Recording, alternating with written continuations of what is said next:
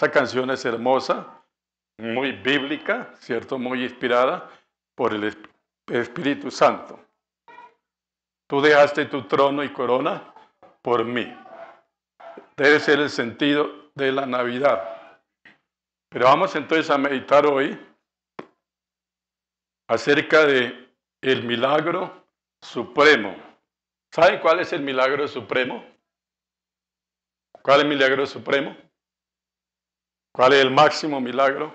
Hay muchos milagros. Jesús convirtió el agua en vino, Jesús caminó sobre las aguas, Jesús sanó enfermos, echó fuera demonios, resucitó muertos, etc. Pero ¿cuál es el máximo milagro? ¿Cómo? La salvación, ¿cierto? Pero ¿cómo se logró la salvación o cómo se logra la salvación? ¿Cómo dicen? La resurrección, pero para que Cristo resucitara, tenía que haber vivido y haber muerto, ¿no es cierto?, para que hubiera resurrección. Ya vamos llegando, ya nos vamos acercando al milagro supremo. Bueno, vamos a decirlo entonces, el milagro supremo es la encarnación de Cristo Jesús. Y sobre eso es lo que queremos meditar en este día. Realmente el sentido, hermanos y amigos, de la Navidad es la encarnación de la segunda persona de la Trinidad, el Hijo. Se encarnó, se hizo hombre. Así que no debemos perder de vista ese es el fundamento. Yo creo que muchas veces las personas piensan en festividades, piensan en los colores de la Navidad, ¿no es cierto? Los olores de la Navidad, los gustos de la Navidad. Toda esa situación es cierto, pero realmente yo creo que muchas veces el mundo en general se olvida de ese milagro extraordinario, supremo, de la encarnación de Cristo Jesús. Así que como hijos de Dios, como cristianos, no podemos entonces olvidarnos de eso. Está bien que usted prepare su natilla, sus buñuelos, que se reúna en familia, que tengan un momento de mucha amistad y de mucho amor, pero siempre pensando en ese milagro extraordinario, el milagro de la encarnación de Cristo Jesús. Y es lo que encontramos entonces acá en Juan. Encontramos entonces en el primer versículo, en el principio era el verbo. Ahora, si ustedes se acuerdan, las primeras palabras son iguales a las de Génesis. ¿Qué dice Génesis 1:1? En el principio, ¿cierto? Esas palabras son exacticas, ¿no? Génesis dice, en el principio creó Dios los cielos y la tierra. Y ahora Juan nos dice acá, en el principio, ¿era qué? El verbo. De tal manera que al pensar en la encarnación de Cristo Jesús tenemos que ir más allá, más atrás de la creación. Mire la grandeza de la Navidad. Tenemos que ir más allá de la creación. Porque Cristo no comenzó a existir cuando nació en Belén. Y ahí está el misterio, ¿cierto?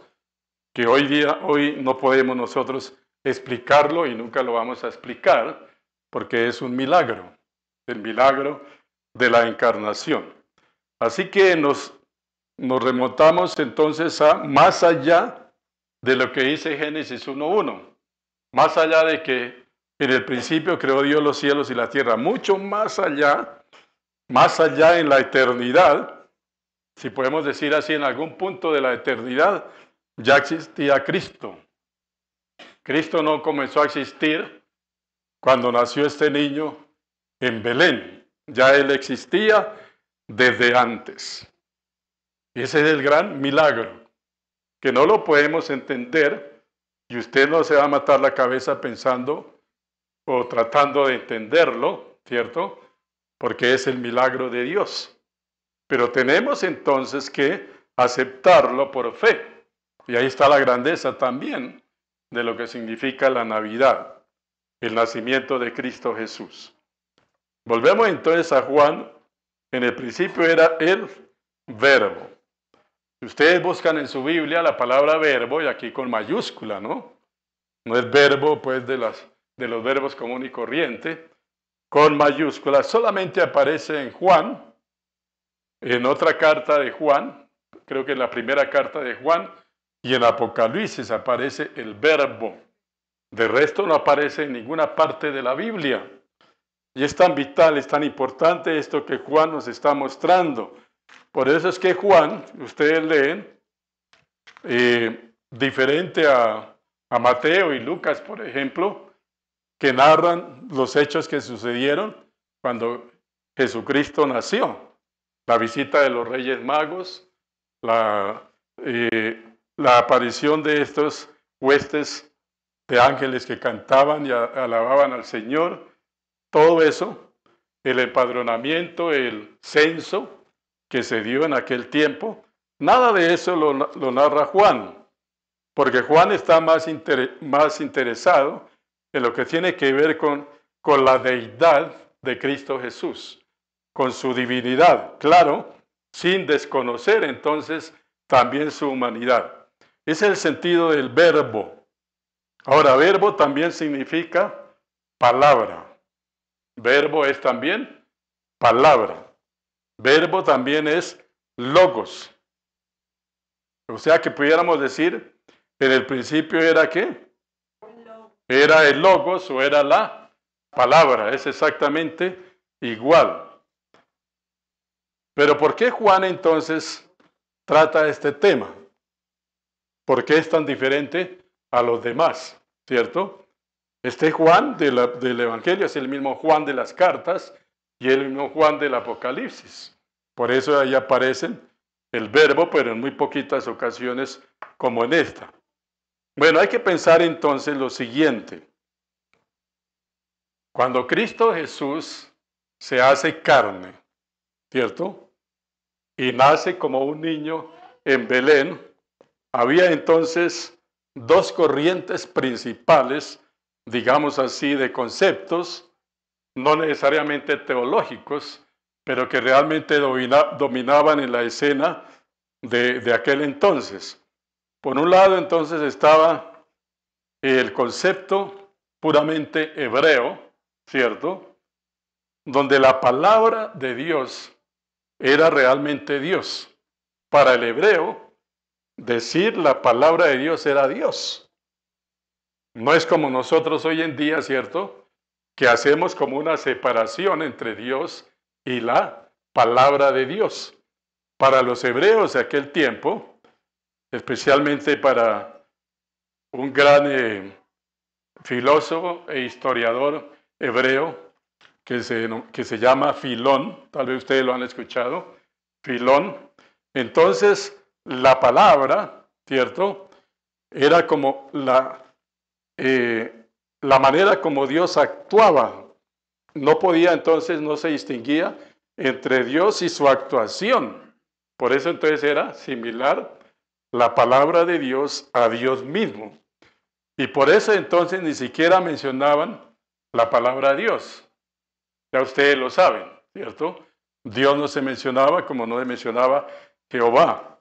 Así que cuando en alguna parte de la Biblia hablaba acerca de Dios, entonces lo reemplazaban por la palabra de ¿qué? De Dios, en respeto a la grandeza de Dios. Esa era una de las corrientes. Pero otra era la corriente griega.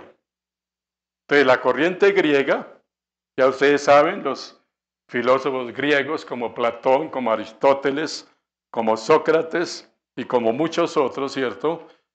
Consideraban entonces que Dios en ninguna manera podría encarnarse porque la carne es materia. ¿Sí? ¿Vamos entendiendo?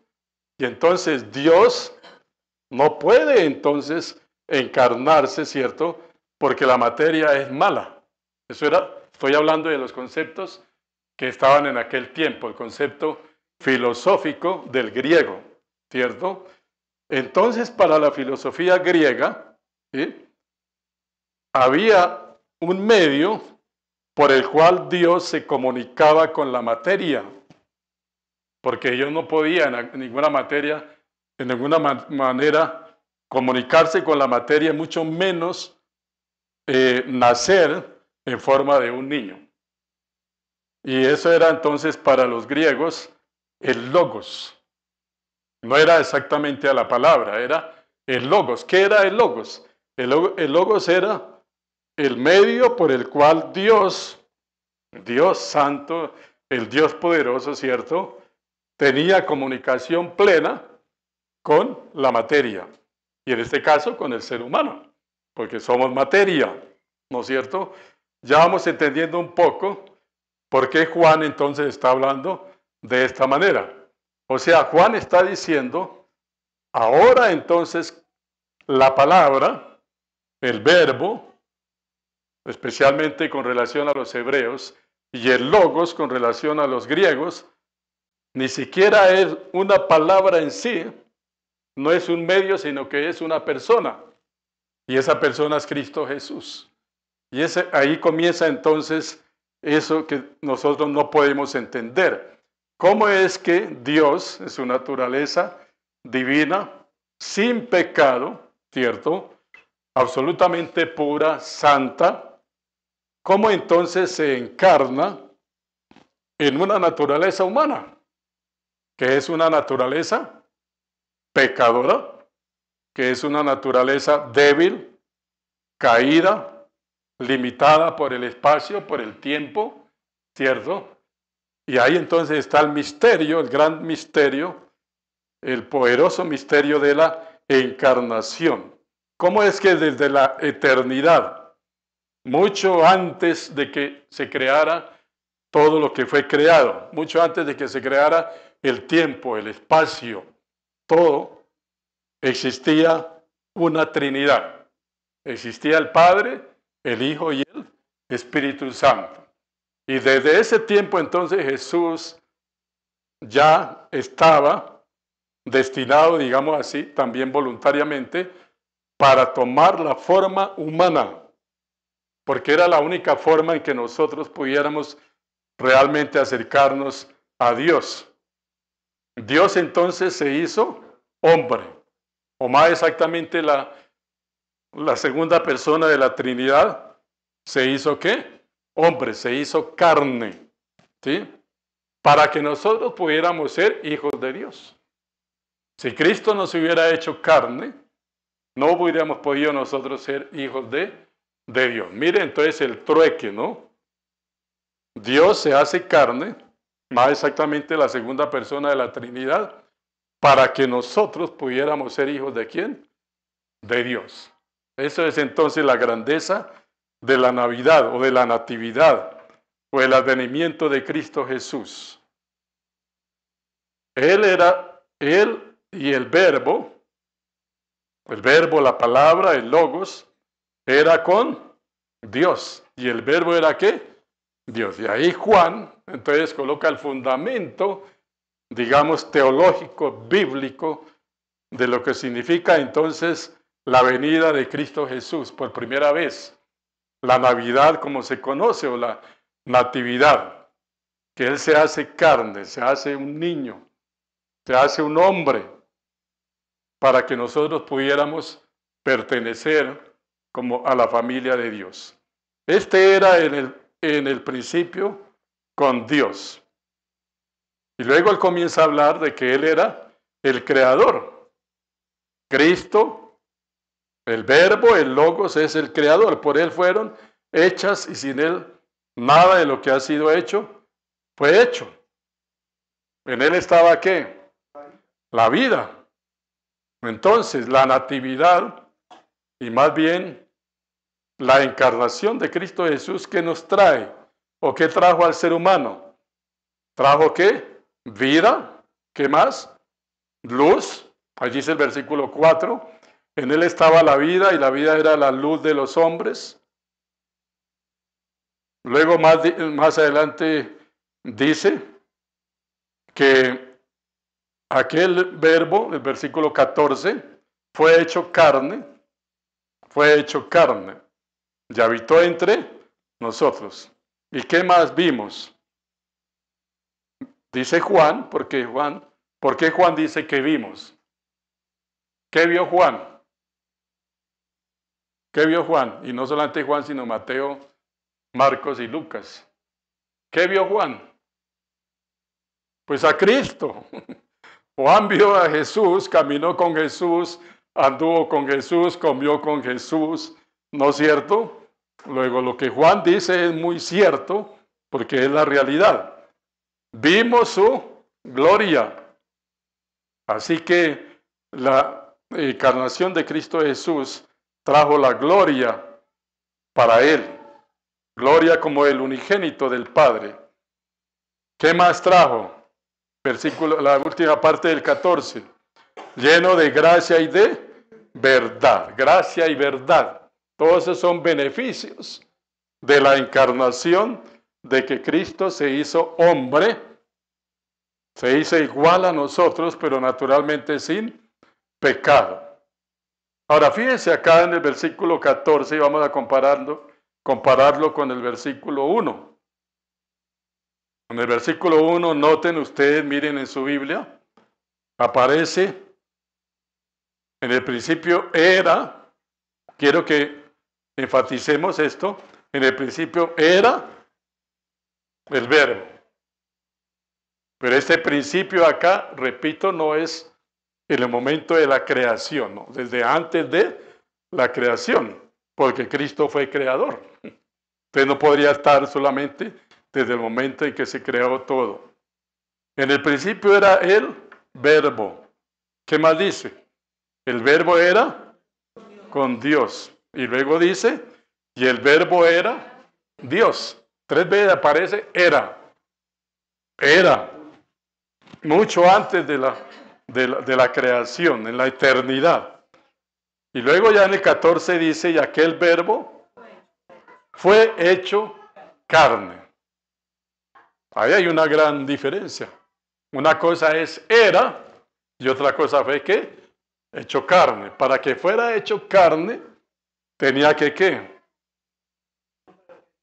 Que haber sido. Que haber sido, ¿no? Ya era. Si no era, no había podido ser hecho carne.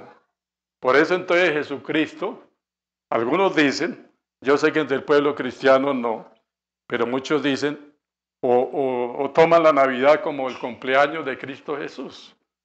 Es algo totalmente falso, fuera de la realidad. Cristo nunca cumple años, porque Cristo está desde la eternidad, ya está en la eternidad. Así que si usted piensa que va a celebrar el cumpleaños de Cristo Jesús, no. Le aconsejo que no lo haga, ¿cierto? Porque se está, ¿qué?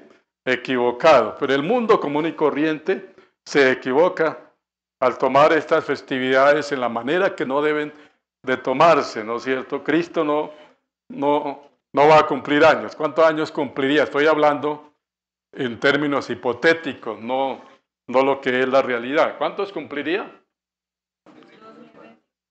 Cumpliría 2024, repito, para los que están aquí, los que después van a mirar el video, no estoy diciendo eso, sino que no podemos en ninguna manera celebrar el cumpleaños de Cristo Jesús, porque está desde la eternidad, y que Cristo Jesús no comenzó a existir en Belén. Ahí está el gran milagro, ¿cierto? El gran milagro, ¿cierto? Ese milagro superior, ¿no es cierto? Ya existía, pero ahora entonces lo que era verbo, el verbo que existía, el logos, dice aquí Juan, la palabra, se hizo ¿qué? Carne. ¿Cuántos de ustedes cuando han tenido un hijo han comunicado a los demás, oiga, mi hijo se hizo carne? ¿Alguno lo ha dicho? No tiene sentido, porque ahí sí comienza una vida, ¿cierto? Cuando nace un hijo común y corriente en este mundo, ahí comienza esa vida, pero con Cristo no, ¿cierto? Porque ya existía, ya era. Por eso entonces la expresión correcta es fue hecho ¿qué? Carne, ¿no es cierto? Interesante entonces también lo que encontramos, y vamos a mirar Isaías 7:14. Isaías 7:14.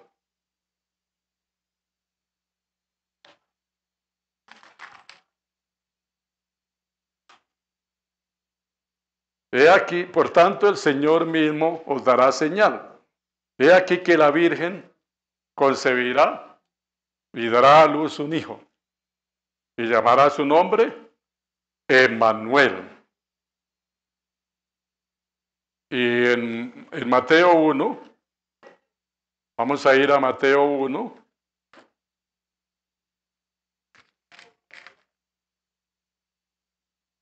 versículo 21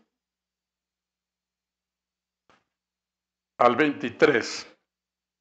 Y dará a luz un hijo, y llamará su nombre ¿qué? Jesús. ¿Por qué? ¿Por qué se llamará Jesús? ¿Cuál es la razón? Porque Él salvará a su pueblo de sus pecados, ¿cierto? Así que la grandeza, realmente el significado de la Navidad es salvación. No son festividades, ¿cierto? No son compras, es salvación. Cuando pensemos entonces en estos días, pensemos en la salvación. Jesús es el Salvador. Todo esto aconteció para que se cumpliese lo dicho por el Señor por medio del profeta. ¿Cuál profeta? Ya lo leímos. Isaías, cuando dijo, he aquí una virgen concebirá y dará a luz un hijo. Y llamará su nombre Emmanuel, que traducido es Dios con nosotros.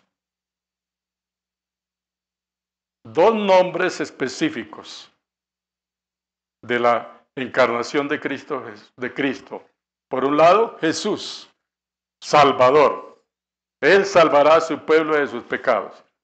Pero por otro lado, Emmanuel. ¿Qué significa Emmanuel? Dios con nosotros. O sea, Navidad, Natividad, el milagro de la encarnación es que Cristo, es que la segunda persona de la Trinidad se hizo hombre, se hizo carne, para que Él pudiera ser nuestro Salvador. Se hizo como nosotros, sin pecado alguno, para podernos salvar. Pero no solamente eso, sino que también significa que ese Jesús, ese Salvador, es Dios mismo con nosotros. Emmanuel, Dios con nosotros. Dios que continúa con nosotros. Dios está presente siempre en nuestra vida. Eso significa entonces que Cristo se encarnara.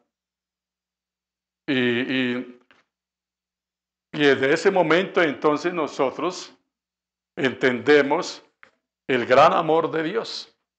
¿Qué dice en Juan 3:16? De tal manera amó Dios al mundo que dio a su Hijo unigénito. Ahora, generalmente se piensa en que dio porque Él murió en la cruz. Y es cierto, Cristo se dio en la cruz por nosotros. Pero ¿cómo en su amor, cierto, en ese milagro grande de la encarnación, Dios dio a su Hijo? Dios lo dio. ¿En dónde? Naciendo en Belén como un niño. Allí lo dio. Y lo dio también en el momento de la crucifixión para salvarnos, para perdonarnos, para librarnos del pecado. Así que la base de la salvación es la encarnación de Cristo Jesús. Si la segunda persona de la Trinidad, el Hijo, no se hubiera encarnado, nosotros no pudiéramos ser ¿qué? Salvos de ninguna manera. Estaríamos perdidos. Iríamos rumbo al infierno. Qué interesante entonces lo que encontramos aquí en Juan.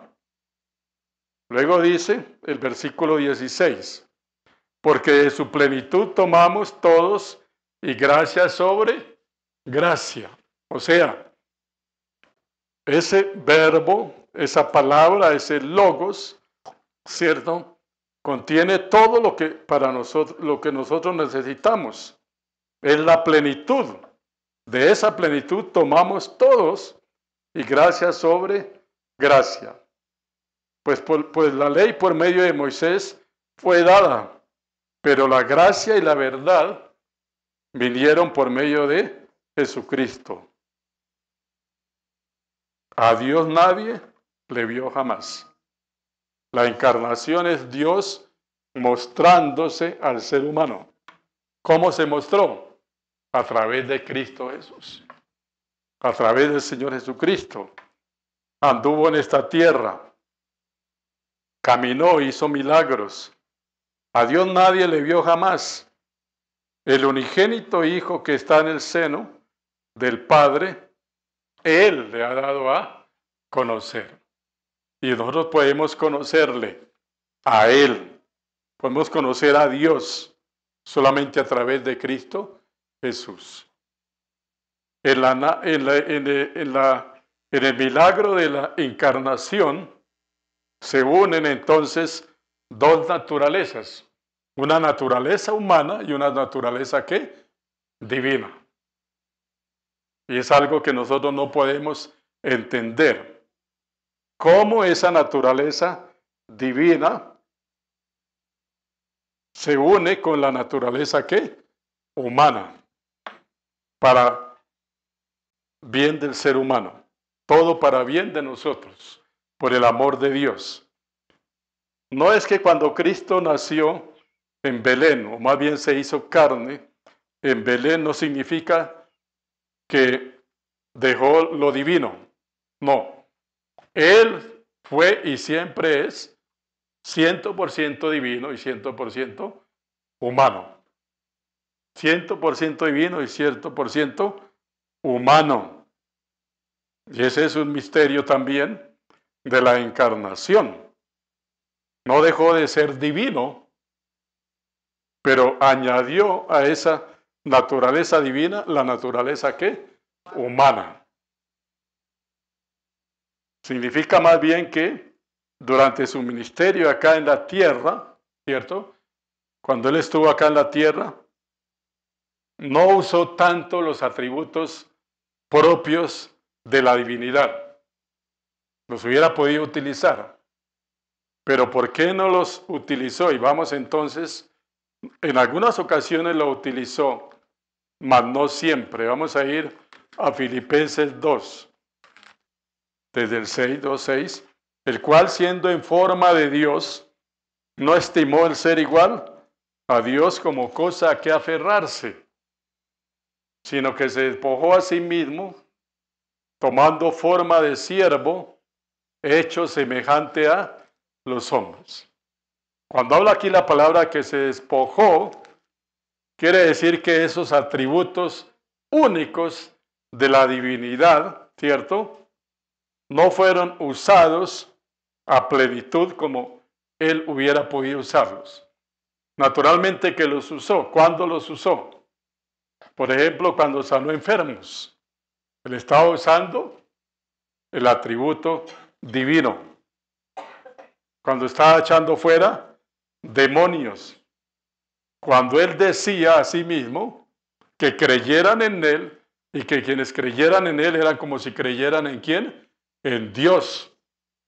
Él estaba usando en esos momentos los atributos divinos. Pero básicamente usó los atributos de su naturaleza humana. Interesante, esa es la humillación, ese es el despojo que habla aquí el versículo 7 de Filipenses 2. Se despojó, dejó a un lado esos atributos y actuó en esa naturaleza humana, naturalmente sin pecado. Por eso dice, tomando forma de siervo, hecho semejante a los hombres. Y estando en la condición de hombre, se humilló a sí mismo. Ahí repite entonces Pablo a los filipenses, estando en la condición de hombre, la naturaleza humana, se humilló a sí mismo, haciéndose obediente hasta la muerte y muerte de cruz, por lo cual Dios también le exaltó hasta lo sumo y le dio un nombre que es sobre todo nombre. ¿Cuál es el nombre? Jesús.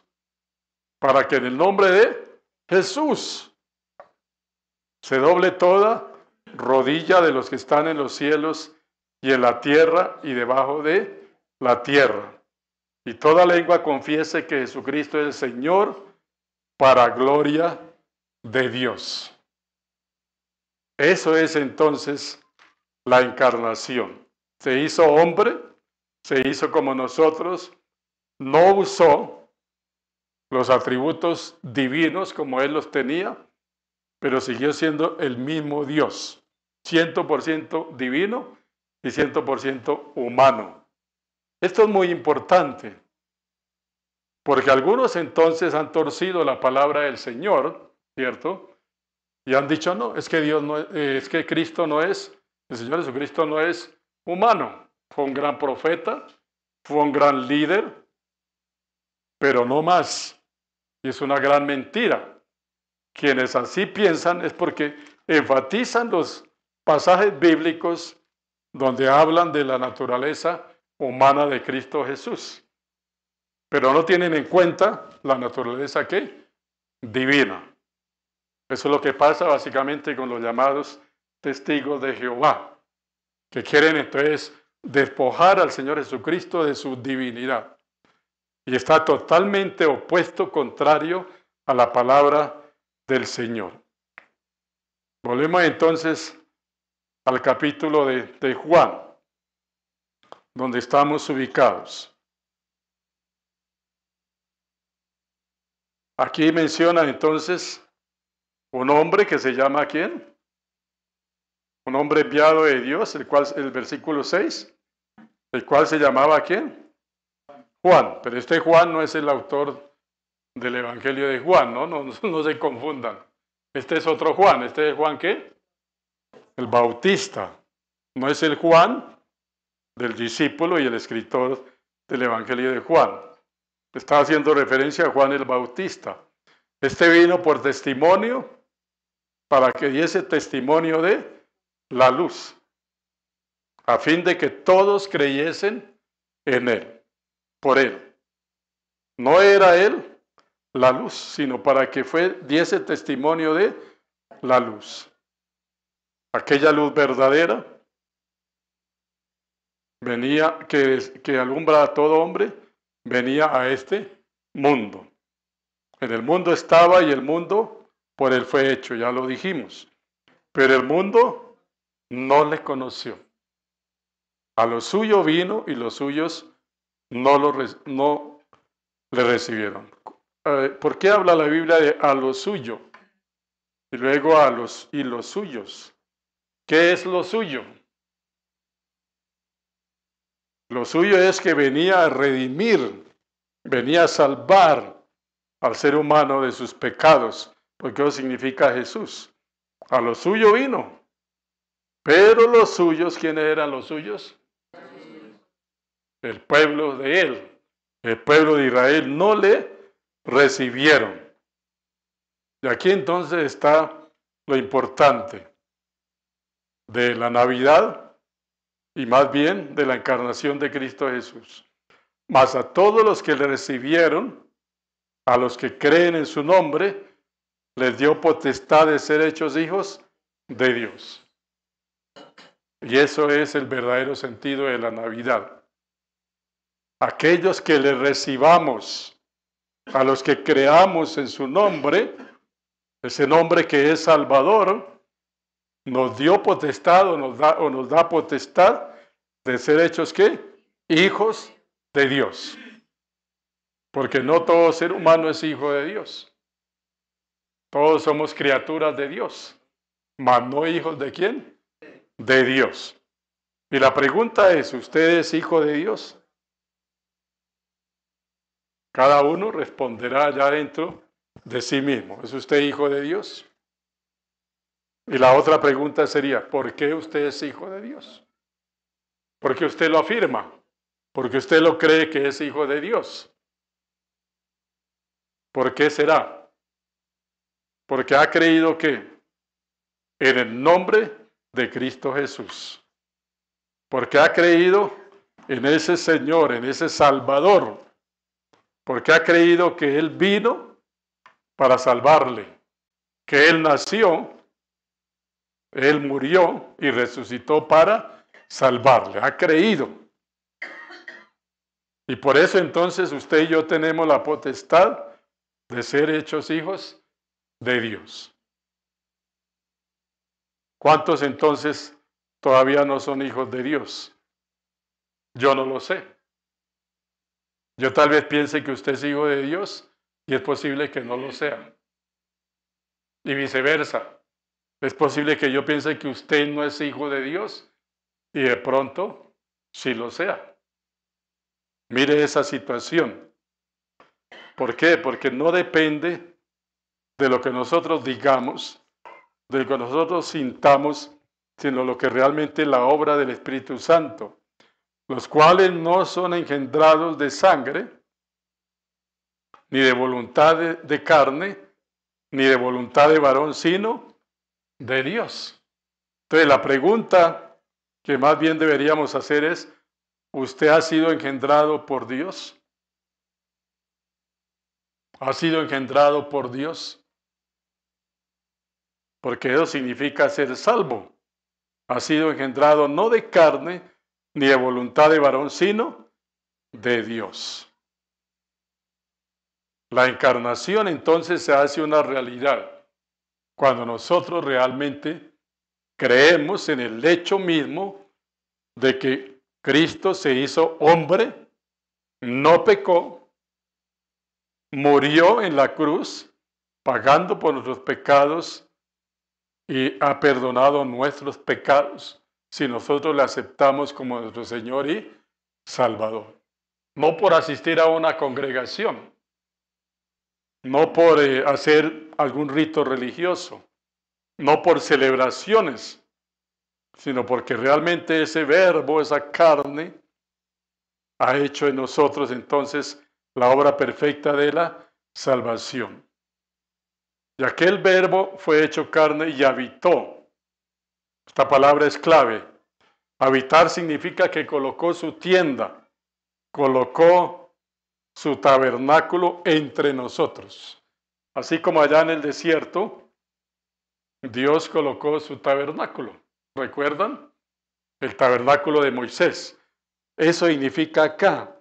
Habitó entre nosotros, colocó su morada entre nosotros. Colocó su tabernáculo, colocó su tienda entre nosotros. Porque la encarnación, uno de los fines de la encarnación es que Cristo o que Dios mismo quería estar con nosotros. Quería estar en compañía de nosotros. Por eso colocó entonces su morada en nosotros. Pero la pregunta tiene que ser específica. ¿Dios ha colocado su morada en su corazón? ¿Tú tienes un tabernáculo en tu corazón? ¿Un lugar para Cristo en tu corazón? Y si es así, entonces realmente tú puedes decir que has nacido ¿qué? De nuevo, porque Cristo mora en tu vida, mora en tu corazón. Ahora a través del Espíritu Santo, es el sentido de ese tabernáculo que Él ha establecido para vivir con nosotros, para estar en compañía de nosotros, para guiarnos, así como guió a los israelitas en el desierto hasta la tierra prometida, así nos está guiando a nosotros a la presencia de Dios mismo en el cielo. Y luego dice Juan, él está hablando de él mismo y de sus compañeros de Mateo, Marcos y Lucas, pero también podemos referirnos a nosotros. Vimos su gloria ¿Cómo vemos la gloria del Señor? Juan la vio porque caminó con Jesús, conoció los milagros que hizo Jesús, todo lo que hizo, las enseñanzas de Jesús. Pero ¿cómo vemos nosotros la gloria de Dios? ¿Cómo vemos la gloria de Dios? Dice la palabra del Señor que a través de la misma creación vemos la gloria de Dios, la grandeza de Dios. Pero también ahora de la palabra que escrita, vemos la gloria de Dios. ¿Usted está viendo la gloria de Dios a través de su palabra? ¿A través de la naturaleza? ¿A través de la creación? ¿Cómo está viendo la gloria de Dios? ¿Está viendo la gloria de Dios a través del cambio de vida que Él ha obrado? Allí vemos la gloria de Dios. Cuando hay un hombre cambiado, una mujer transformada, es la gloria de Dios la que se manifiesta allí. Cuando un hombre ha dejado de tener una vida de pecado, una mujer ha dejado de tener una vida de pecado y ahora es una vida entregada al Señor. Allí es la gloria de Dios. Vemos la gloria de Dios en ese cambio de vida. Vamos a buscar un pasaje y estamos ya casi finalizando. Vamos a mirar en Hebreos 2, 14 y 15. Hebreos 2, 14 y 15. Así que por cuanto los hijos participaron de carne y sangre, Él también participó de lo mismo. ¿A quién se refiere Él? Al Señor Jesucristo. Para destruir por medio de la muerte al que tenía el imperio de la muerte. Esto es ¿qué? Al diablo. Para destruir por medio de la muerte. ¿La muerte de quién? La muerte de Jesús. Para destruir por medio de su muerte al que tenía el imperio de la muerte del diablo. Y librar a todos los que por el temor de la muerte estaban durante toda la vida sujetos a servidumbre. La encarnación, la Navidad, ¿cierto? Es que Cristo, a través de su muerte, venció al diablo, venció a Satanás, destruyó al que tenía el imperio de la muerte, esto es, al diablo, y nos ha liberado, nos ha redimido. Si así pensamos, hermanos, estaríamos celebrando bien la Navidad. Pero si solamente quedamos en lo superficial, en la algarabía, en el corre-corre, pues realmente no estamos celebrando la Navidad. Estaremos celebrando una fiesta, un cumpleaños, ¿cierto? Totalmente erróneo, pero no estaremos celebrando la verdadera Navidad. Piense en eso, hermanos queridos. Cómo Dios envió a su Hijo que se hiciera carne, se hiciera hombre, y cómo lo entregó también por nosotros en el madero de la cruz. Al pensar en la Navidad, tenemos que pensar en la muerte de Cristo Jesús. No hay ninguna otra forma, no podemos separar. Por eso dice aquí ese letrerito, sin Jesús, ¿qué? No hay Navidad. Sin Jesucristo haciéndose hombre y sin Jesucristo muriendo en la cruz. No hay ninguna ¿qué? Navidad. Ojalá podamos entender esto que la palabra del Señor nos dice, porque no es la celebración en sí. Entre otras cosas, y está prácticamente comprobado, Jesús no nació en la época que se dice que nació. No. No nació el 24 de diciembre. No nació, hay un historiador, creo que es Josefo, que dice que él tiene 236 posibles fechas del nacimiento de Cristo Jesús. 236 fechas del nacimiento de Cristo Jesús. Pero la gente a veces se va por la festividad, ¿no es cierto? Pero como hijos de Dios tenemos que recapacitar de lo que nos dice la palabra del Señor. ¿Para qué? Para glorificar el nombre del Señor. Para engrandecer el nombre del Señor. Para que realmente pensemos en ese milagro extraordinario. Dios, a través de Jesucristo, haciéndose hombre, humillándose para salvarnos. Esa es la historia de la Navidad. Es el verdadero sentido de la Navidad.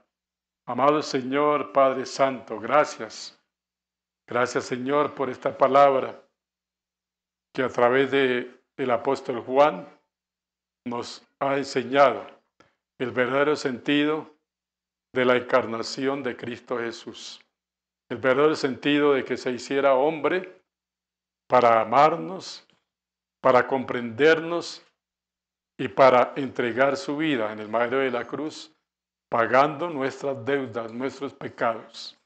Es el verdadero sentido de lo que significa el advenimiento, la Navidad, la natividad de Cristo Jesús. Gracias por enseñarnos, Señor, a través de tu palabra. Muchas gracias, Padre Santo. Que cada persona tome, Señor, esta palabra en su propio corazón, para su propia vida. Te lo ruego, bendito Señor, en el nombre de Cristo Jesús. Amén.